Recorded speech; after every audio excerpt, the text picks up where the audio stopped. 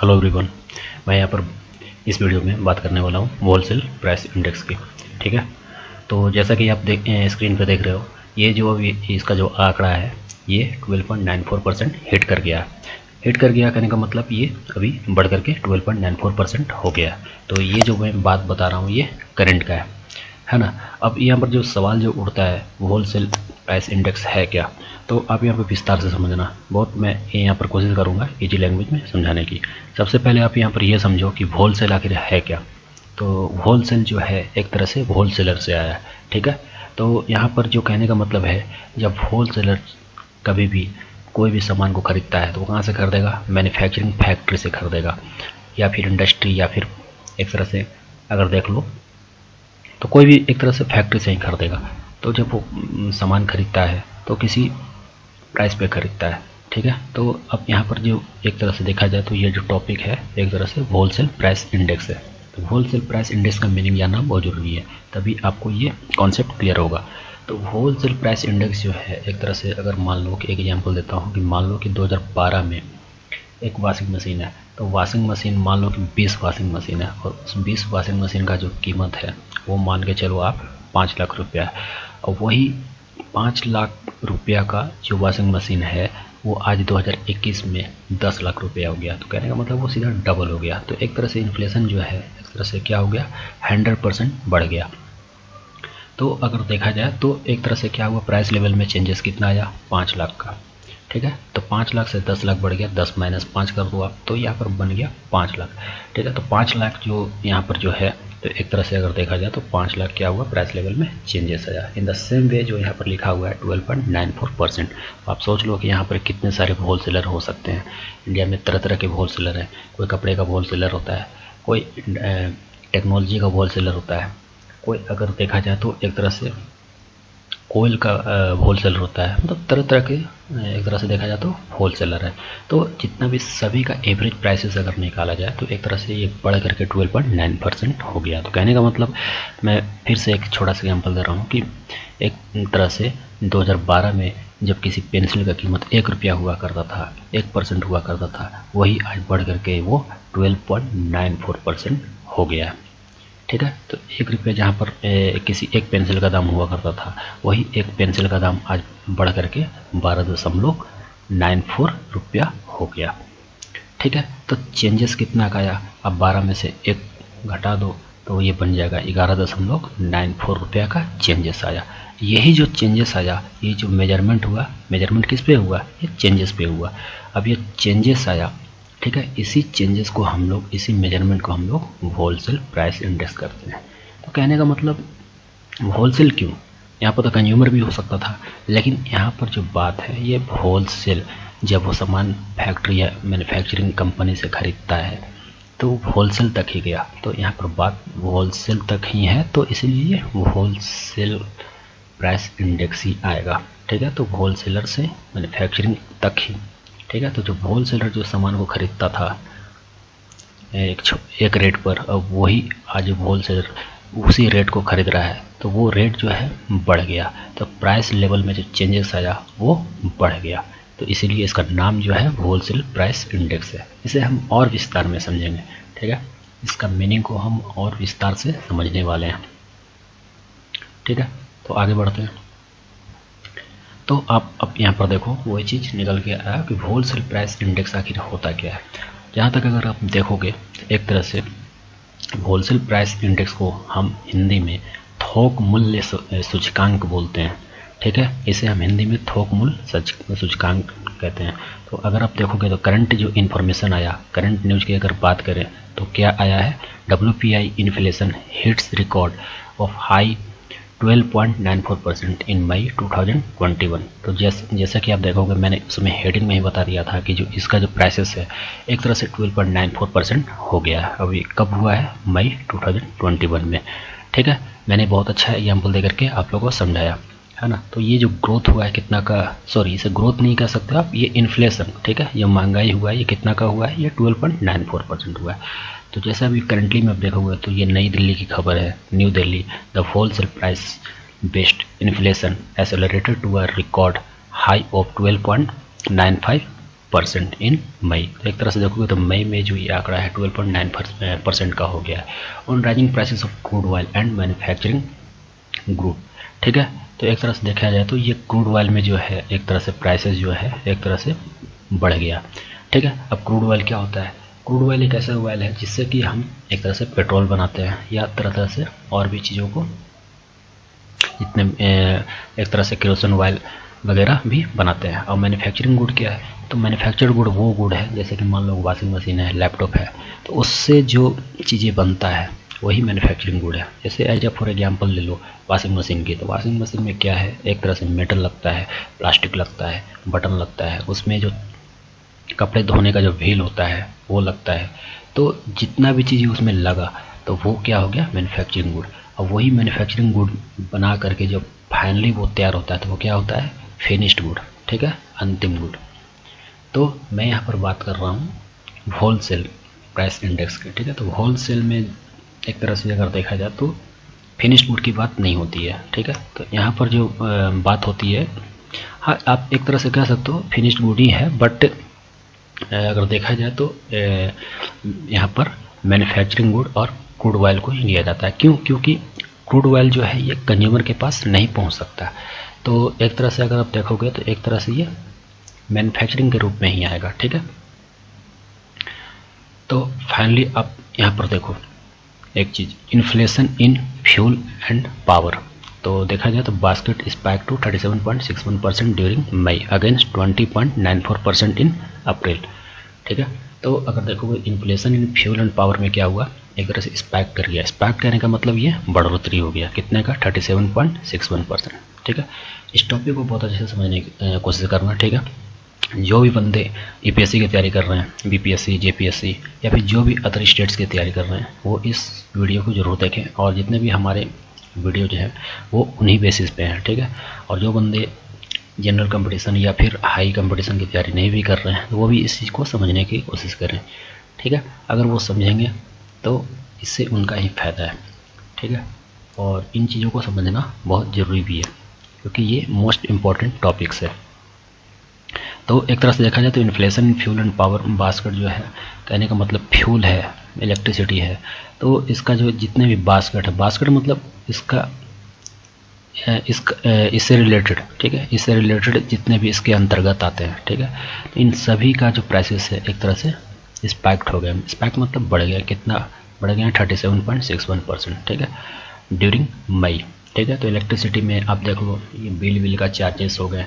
ठीक है, अभी आप देख ही रहे होगे। ठीक है, जितने भी लोग महानगर में रह रहे हैं या फिर कोई भी अदर जगह पे रह रहे हैं तो उन्हें एहसास होगा कि कुछ परसेंट बिल जो है ये बढ़ गया है। ठीक है, तो अगेंस्ट 20.94%। इसका यहाँ पर कहने का मतलब ये है मई में जो इसका जो प्राइसेस था 37.61% था। ठीक है, अभी जो अप्रैल में जो है इसका जो प्राइसेस है 20.94% हो गया। ठीक है, तो आप देख रहे हो कि कितना प्राइस लेवल में चेंजेस आए। प्राइस लेवल में चेंजेस आने का मतलब ही है ये होलसेल प्राइस इंडेक्स। ठीक है, मैं बार बार बोल रहा हूँ ये मेजरमेंट है प्राइस लेवल चेंजेस में। ठीक है, अगर आप देखोगे तो manufacturing goods inflation stood at 10.83%। तो मैन्युफैक्चरिंग गुड जिससे कोई चीज़ बनता है, कोई भी फाइनल गुड बनता है, तो वो कितना था, 10.83% इन मई में। ठीक है, अगेंस्ट 9.01% इन अप्रैल में।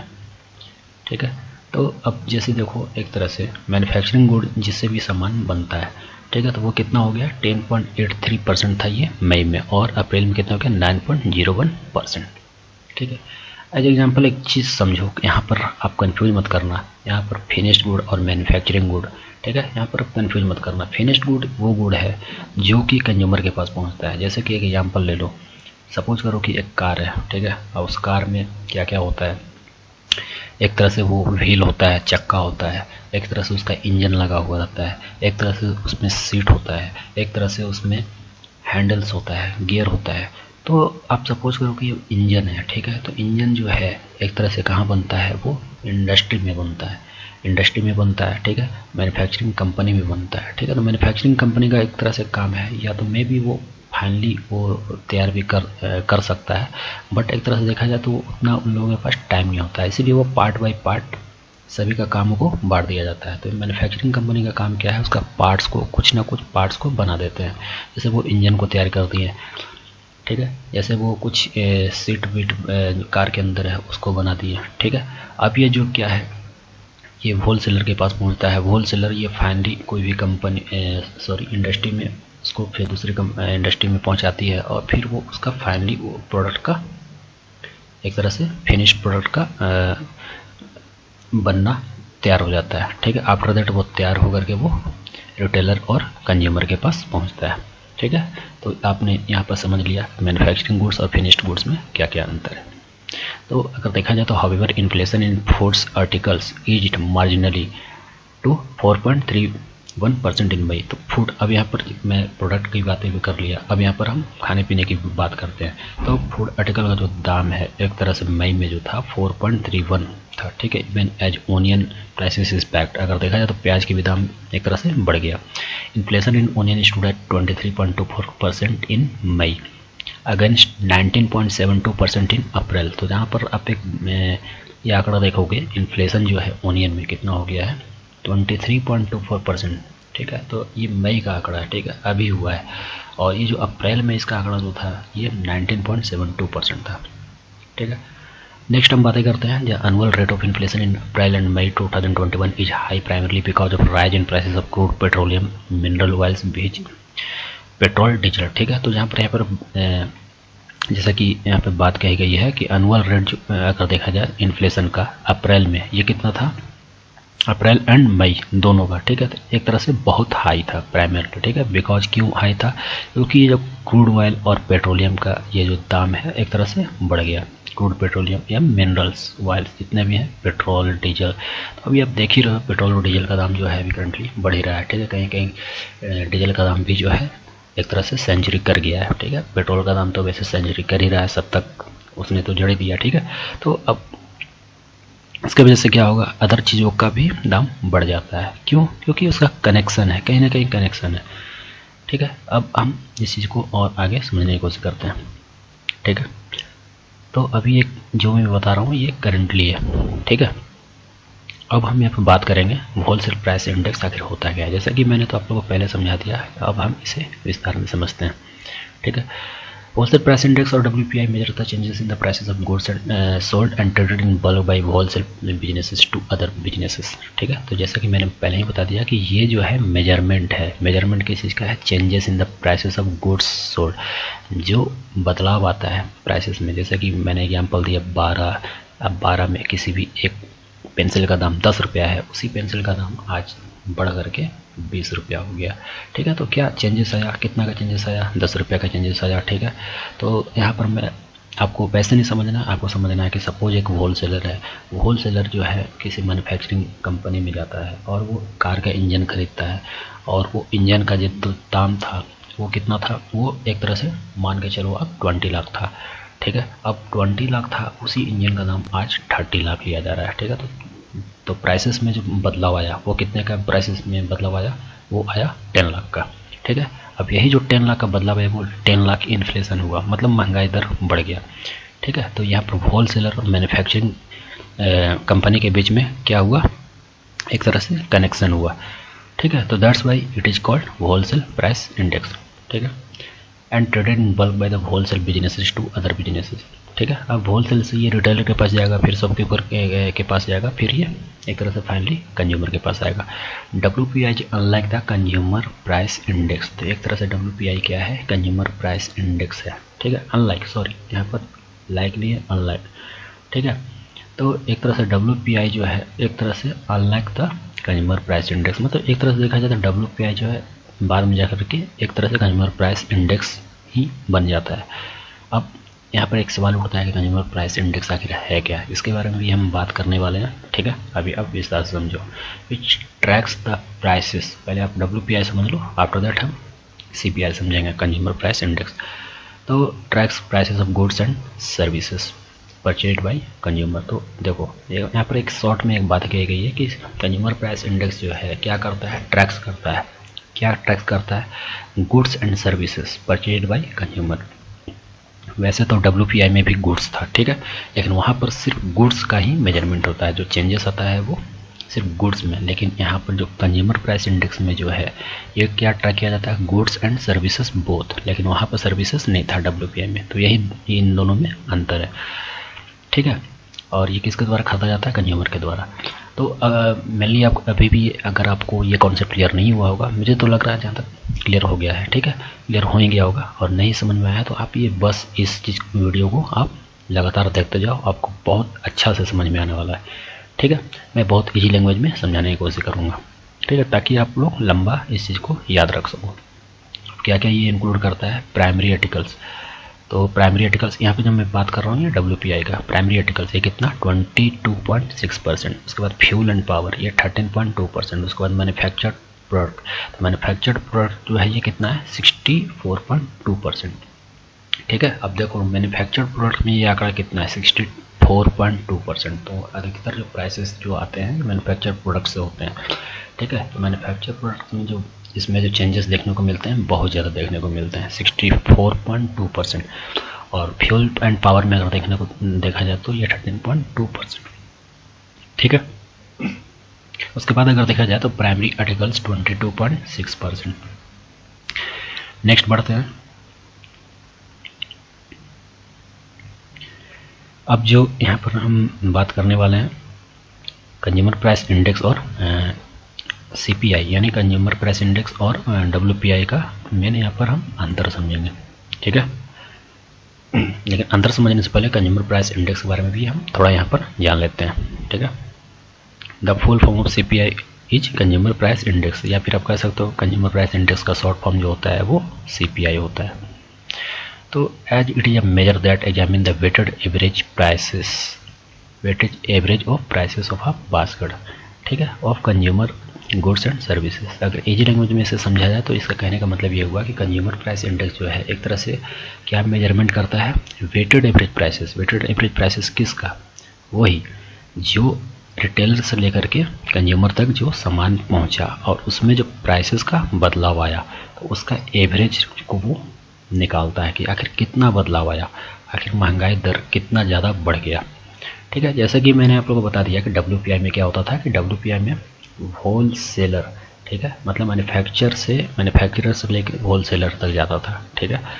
और इसमें कंज्यूमर प्राइस इंडेक्स में क्या होता है, यहाँ पर होल सेलर तक जो काम हो जाता है after that wholesaler retailer को पहुँचाता है। तो रिटेलर से लेकर के जो कंज्यूमर तक पहुँचता है जो सामान, उसमें जो प्राइसेस लेवल का चेंजेस देखने को मिलता है। जैसे कि मैंने बता दिया कि 50 लाख था वो 1 करोड़ हो गया, तो चेंजेस क्या आया 50 लाख का।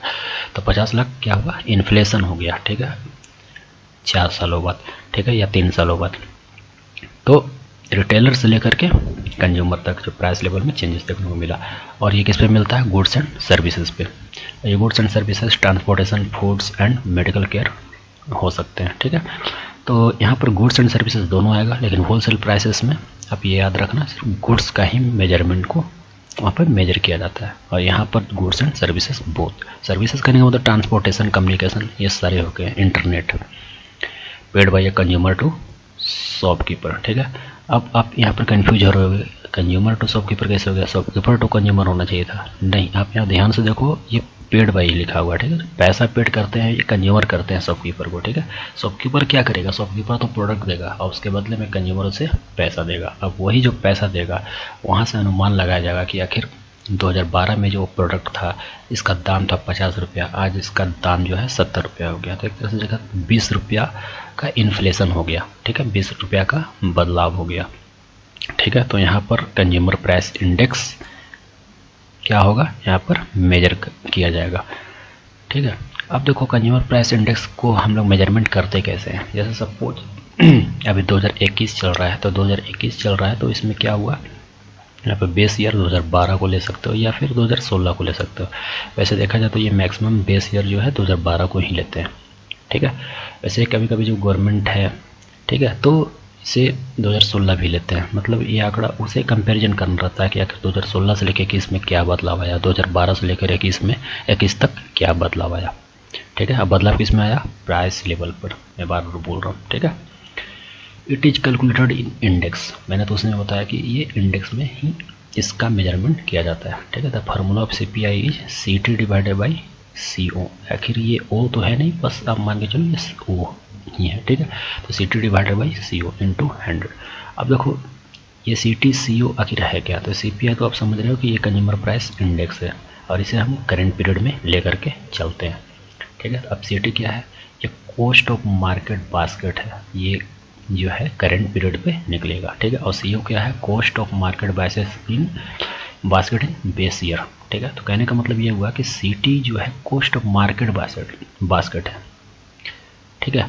तो जितना भी दाम है, कहने का मतलब ध्यान से समझो, इजी वे में समझो आप कि सी टी कहने का मतलब ये हुआ कि कॉस्ट ऑफ मार्केट बास्केट जो करंट पीरियड में जो दाम है ये कितना है, और सी ओ कहने का मतलब जो करंट पीरियड में जब जो मार्केट का दाम है, दाम किसका, प्रोडक्ट का, तो वो बेस ईयर में कितना था। तो बेस ईयर कुछ भी हो सकता है, 16, 12 कुछ भी ले लो, ठीक है। मैंने बार एग्जाम्पल भी आप लोगों को समझाया, फिर से एक एग्जाम्पल छोटा सा बोल दे रहा हूँ कि सपोज दैट एक पेन है, तो उस 10 पेन है, 10 पेन का दाम जो है 2012 में मान के चलो आप 200 रुपये थे, ठीक है। और उसी 10 पेन का दाम जो आज 2021 में है कितना हो गया, 400, तो 200 रुपया बढ़ गया। तो मेजरमेंट एक तरह से देखा जाए तो चेंजेस कितना आया, 200 का, ठीक है।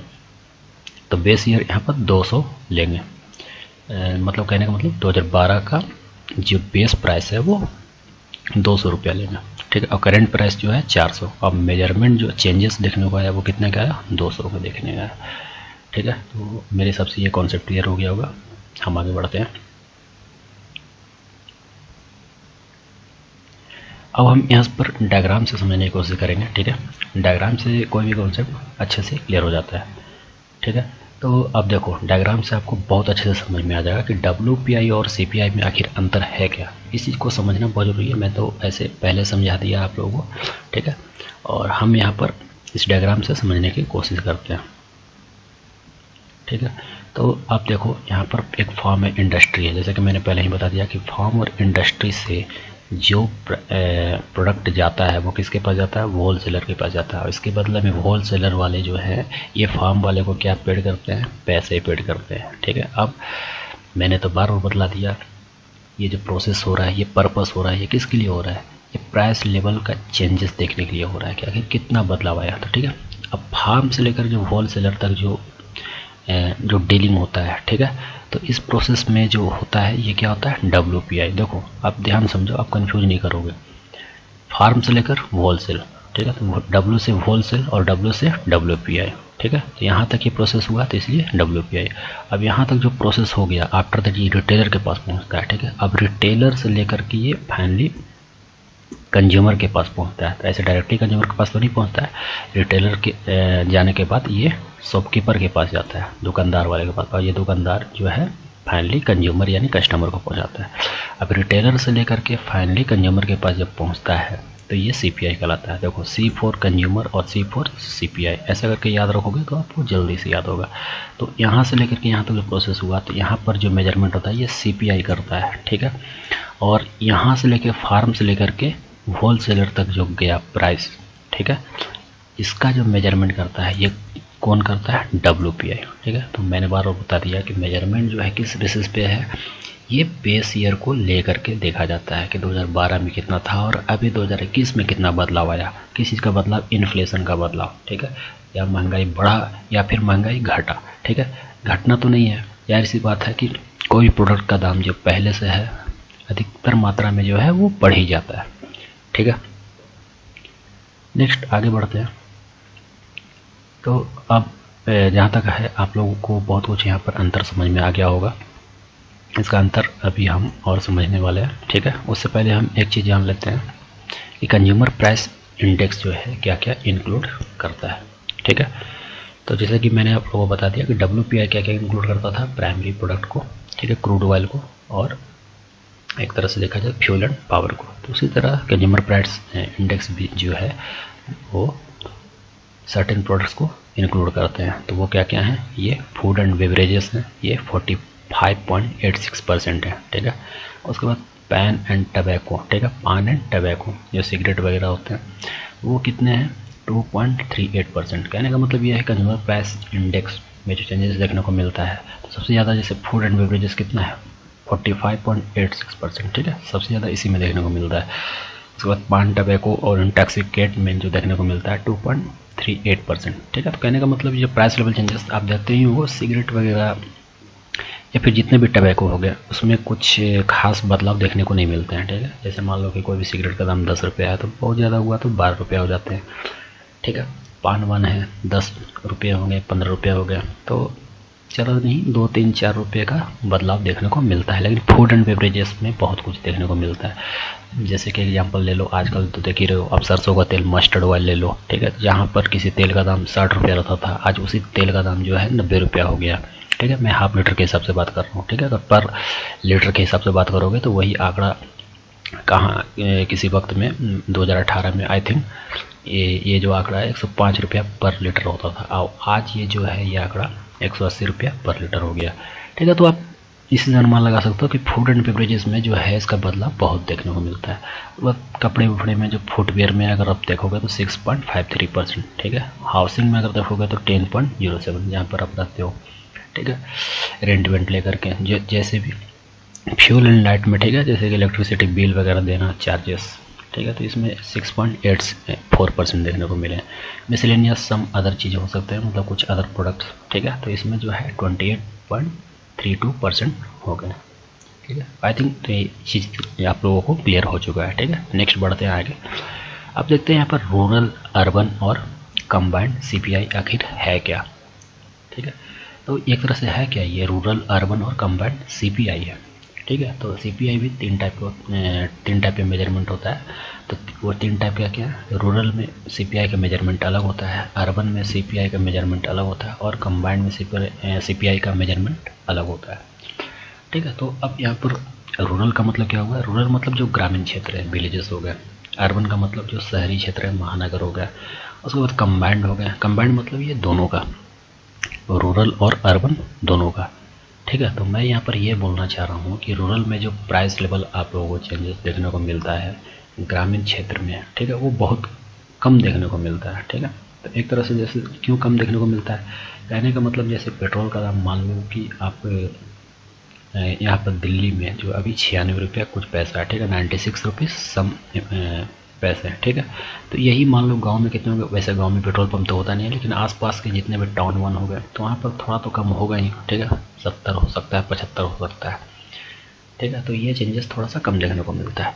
उसके बाद अर्बन क्षेत्र की अगर बात करें तो वहाँ का सीपीआई है, वहाँ पर थोड़ा यहाँ पर चेंजेस जो है ज़्यादा देखने को मिलता है। ठीक है, क्योंकि वहाँ पर महंगाई दर जो है काफ़ी ऊँचा होता है, तो प्राइसेस लेवल में जो सीपीआई है तो वो भी ज़्यादा देखने को मिलेगा। अब कंबाइंड कहने का मतलब वो विलेज और अर्बन को मिला दिया जाना, तो आप छोटा छोटा टाउन ले सकते हो। ठीक है, अब उसमें क्या होगा, उसमें भी एक तरह से क्या होगा, ना ज़्यादा देखने को मिलेगा ना कम देखने को मिलेगा, लेकिन एक तरह से नॉर्मली देखने को मिलेगा। ठीक है, तो जो देखने की बातें मैं बोल रहा हूँ, ये क्या बोल रहा हूँ, सीपीआई मतलब प्राइस चेंजेस। ठीक है, रिटेलर टू कंज्यूमर, और डब्ल्यूपीआई मतलब मैन्युफैक्चरिंग टू होलसेलर। ठीक है, तो यहाँ पर आई थिंक मुझे जहाँ तक लग रहा है ये कॉन्सेप्ट क्लियर हो गया होगा। मैंने बहुत बार इसे रिपीट भी किया है। तो आगे आप देखते जाओ, इसके बारे में और बातें करते हैं। यहाँ पर देखो मेन डिफरेंसेस की बात करते हैं। ठीक है, तो अभी जैसे मैं बता रहा था तो मुझे लग भी रहा था कि आप लोगों को समझ में आ रहा था, और बहुत लोगों को हो सकता है कि थोड़ा बहुत कन्फ्यूजन हो रहा हो, लेकिन इस डिफरेंस को अगर आप देखोगे तो इस डिफरेंस से आपका कॉन्सेप्ट बहुत अच्छे से क्लियर होने वाला है। ठीक है, अब ये अंतर से हम समझ जाएंगे कि इन दोनों में सबसे बड़ा अंतर क्या है। ठीक है, सबसे पहले यहाँ पर बात करते हैं डिफिनेशन की। तो डिफिनेशन डब्ल्यूपीआई की बातें करते हैं। तो यहाँ पर क्या है, amount to the average changes in prices of commodities. ठीक है, एट द होलसेल लेवल। ठीक है, मैंने पहले ही बोल दिया। ठीक है, मैं अगर इसे आम भाषा में बोलूँ कि मैंने बोला था कि जो प्राइस लेवल में जो चेंजेस होते हैं वो मैन्युफैक्चरर से लेकर होलसेलर तक होता है। ठीक है, और यहाँ पे सीपीआई में जो होता है प्राइस लेवल का जो चेंजेस होता है वो कहाँ से कहाँ तक होता है, रिटेलर से कंज्यूमर तक। यहाँ साफ लिखा हुआ कमोडिटीज एट रिटेल लेवल। ठीक है। नेक्स्ट बढ़ते हैं आगे, पब्लिशिंग ऑफिसेस। पब्लिशिंग ऑफिसेस में offices of economic adviser, ministry of commerce and industry, ठीक है। तो इसका जो आंकड़ा का मेजरमेंट करता है, ये कौन करता है? Ministry of commerce and industry, offices of economic adviser, ठीक है। और इसका मतलब सीपीआई का जो मेजरमेंट जो करता है, ये कौन करता है? National statistical office. और दोनों का जो हेड क्वार्टर है ये न्यू दिल्ली में, ठीक है। नेक्स्ट आगे बढ़ता है कमोडिटीज। यहाँ पर सामान की बात अगर करें तो यहाँ पर गुड्स का ही मेजरमेंट होता है, गुड्स मतलब सिर्फ सामान का, और यहाँ पर गुड्स और सर्विसेज दोनों का, ठीक है। जस्ट एज जो मैंने जीडीपी में आप लोगों को पढ़ाया था, ठीक है। जीडीपी में आप लोगों ने बहुत अच्छा से देखा होगा, जिन लोगों ने वीडियो नहीं देखी है वो एक बार जरूर जाकर देखें, ठीक है। तो कहने का मतलब सीपीआई में जो है गुड्स एंड सर्विसेज दोनों पे इसका मेजरमेंट करते हैं प्राइस लेवल में, और यहाँ पर जो डब्ल्यूपीआई में जो करते हैं वो सिर्फ गुड्स पे करते हैं, ठीक है। उसके बाद इन्फ्लेशन और मेजरमेंट की यहाँ पर बातें करते हैं। तो इन्फ्लेशन और मेजरमेंट में यहाँ पर क्या है? इन्फ्लेशन और मेजरमेंट में अगर देखा जाए तो फर्स्ट स्टेज ऑफ ट्रांजेक्शन, ठीक है। यहाँ पर फर्स्ट स्टेज होगा, क्यों? क्योंकि ये चीज़ जो है प्राइमरी हो रहा है, ठीक है। मैन्युफैक्चरर से लेकर होलसेलर के पास जा रहा है, ठीक है। डायरेक्ट कंज्यूमर के पास तो नहीं पहुंचाता है, ठीक है। तो होलसेलर तक जाता है, तो इसलिए फर्स्ट स्टेज है। और ये फाइनल स्टेज है, क्योंकि ये कंज्यूमर तक ये फाइनली पहुंच जाता है, ठीक है। नेक्स्ट आगे बढ़ते हैं, prices paid by. Prices paid by में मैन्युफैक्चरर और होलसेलर होगा, जैसा कि मैंने पहले बता दिया। यहाँ पर ये फाइनली कंज्यूमर के पास पहुँचता ही कंज्यूमर होगा। टाइप्स ऑफ कमोडिटीज कवर्ड, इसमें क्या है? Manufacturing inputs and intermediate goods, ठीक है। लाइक मिनरल्स हो सकता है, मशीनरी, बेसिक मेटल्स हो सकता है। वॉशिंग मशीन का मैंने एग्जांपल दिया, ठीक है। वॉशिंग मशीन बनाने के लिए जो प्रोडक्ट लगते हैं तो वो सब मैन्युफैक्चरिंग हो गया, तो वो मेटल्स उसमें लगते हैं, ठीक है। तो यहाँ पर जो है ये डब्ल्यूपीआई के अंदर आएगा। तो इसमें टाइप्स ऑफ गुड्स जो है, टाइप्स ऑफ कमोडिटीज है, ये कैसा होगा? मैन्युफैक्चरिंग के रूप में होगा, फाइनल रूप में नहीं, ये बात आप याद रखना। फाइनल रूप में यहाँ होगा जब वो चीज़ तैयार हो जाता है, फूड्स एंड बेवरेजेस, जैसे चीनी, ठीक है। तो चीनी से एक चीज़ एग्जांपल देता हूँ। चीनी बनाने के लिए क्या चाहिए हमें? गुड़ का। सबसे पहले शुगर केन लेते हैं, शुगर केन को हम जलाते हैं, उसके बाद फिर उसे फैक्ट्री में उसे मशीन से चीनी बनाते हैं, ठीक है। अब जो उसका शुगर केन है ये क्या डब्ल्यूपीआई में जाएगा, ठीक है। मीठा हो गया, फिर उसके बाद गुड़ बनाते हैं तो वो भी एक तरह से डब्ल्यूपीआई के अंतर्गत ही जाएगा चीनी के लिए, ठीक है। और फाइनली जो फिनिश्ड प्रोडक्ट जो चीनी बनता है वो सीपीआई में जाएगा, ठीक है। आई थिंक ये आप लोगों को बहुत अच्छे से क्लियर हो गया होगा। और एजुकेशन की बात है, कम्युनिकेशन की बात है, ये सर्विसेज है, ठीक है। तो मैंने पहले ही बोल दिया यहाँ पर गुड्स एंड सर्विसेज, ठीक है। यहाँ पर सिर्फ गुड्स, सर्विस नहीं आएगा। अब आपके दिमाग में चल रहा होगा एक क्वेश्चन कि डब्ल्यूपीआई अगर होलसेलर जो है ये इंडस्ट्री के पास जाता है तो क्या उसे सर्विसेज, ट्रांसपोर्टेशन नहीं चाहिए होता होगा? ट्रांसपोर्टेशन चाहिए होता होगा, क्यों नहीं, एकदम चाहिए होता होगा। लेकिन यहाँ डब्ल्यूपीआई का जो मेजरमेंट करते हैं सिर्फ गुड्स पे ही करेंगे, ट्रांसपोर्टेशन नहीं। ये ऐसा रूल है, रूल बनाया गया है, ठीक है। लेकिन यहाँ पर गुड्स और सर्विसेज दोनों पे करेंगे, ठीक है। ये गवर्नमेंट का रूल है। अब इसका बेस ईयर है, इसको क्या लेके चलेंगे? 2011 से 12, ये फाइनेंशियल ईयर लेके चलते हैं, ठीक है। इसका मतलब हुआ फाइनेंशियल ईयर 11 से 12। कॉमर्स के टर्म में हम जैसे फाइनेंशियल ईयर या असेसमेंट ईयर लेकर के चलते हैं। ये असेसमेंट ईयर जो होता है 1 अप्रैल से लेकर के 31 मार्च तक होता है। और ये 2011 जैसे आप मान के चलोगे तो 2011 में जैसे 1 अप्रैल 2011 से लेकर के 31 मार्च 2012, ठीक है। अब यहाँ पर देखोगे तो इसका जो ईयर है सिर्फ 2012। अब आप सोच रहे होंगे 2011-12 और ये 2012 ऐसा क्यों? कहने का मतलब ये फाइनेंशियल ईयर है, मैं बार बार बोल रहा हूँ ये फाइनेंशियल ईयर है, ठीक है। और ये जो है ये सिंगल ईयर है, ठीक है। इसमें सिर्फ एक ईयर का ही देखते हैं, ठीक है। ये जनवरी से लेकर के दिसंबर तक होगा, ये फाइनेंशियल नहीं होगा, ठीक है। तो ये चीज़ आप लोगों का क्लियर हो गया। आगे बढ़ते हैं।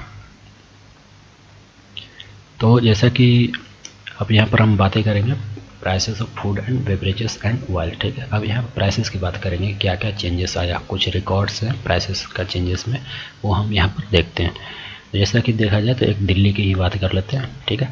दिल्ली में जैसा कि एक चीज़ है अभी जो प्राइसेस चेंजेस को देखने को मिल रहा है, ये पेट्रोल प्राइसेस जो है जून 2021 में कितना है, अभी देखा जाए तो ये 96.47 है, ठीक है। अभी के हिसाब से जून की बातें मैं कर रहा हूँ, अभी 96 रुपया 47 पैसा है, ठीक है। वैसे ये आंकड़ा 100 पे भी गया था, लेकिन अभी ये 96 रुपये के आसपास हो गया। Whereas it was 77.83 rupees, ठीक है। तो देखा जाए तो जून 2018 में इसका जो प्राइसेस है 77.83 रुपीज़ था। ठीक है, तो अब देखो प्राइस लेवल में चेंजेस कितना आया। ये देखो यह कहाँ 96 रुपया और ये कहाँ 77 रुपया।